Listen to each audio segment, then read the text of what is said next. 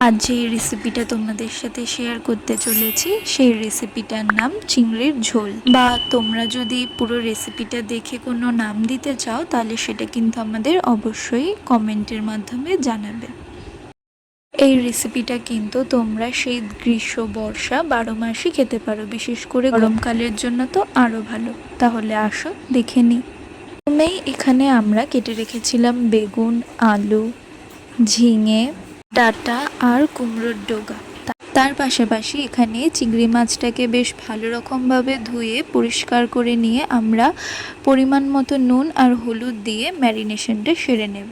এরপর একটি কড়াইতে কালো জিরে ফোড়ন দিয়ে আমরা চিংড়ি মাছটাকে ভেজে নেব। বেশ ভালো রকমভাবে ভেজে নেওয়ার পর আমরা সমস্ত সবজিগুলোকেও অ্যাড করে দিয়ে ভালো রকমভাবে সম্পূর্ণটা মিক্স করে নেব।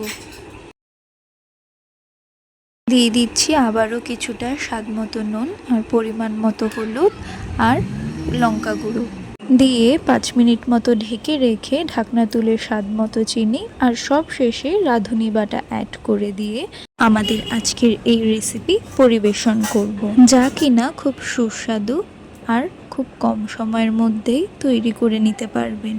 তাহলে এবার ঝটপট কমেন্ট বক্সে গিয়ে জানিয়ে দাও যে আমাদের আজকের এই রেসিপি তোমাদের কীরকম লাগলো, আর তোমরা এই রেসিপিটার নাম কী দিতে চাও সেটাও কমেন্টের বক্সের মাধ্যমে অবশ্যই জানিয়ে দিও। দেখা হচ্ছে পরবর্তী ভিডিওতে। ততক্ষণ ভালো থাকুন, সুস্থ থাকুন। নমস্কার।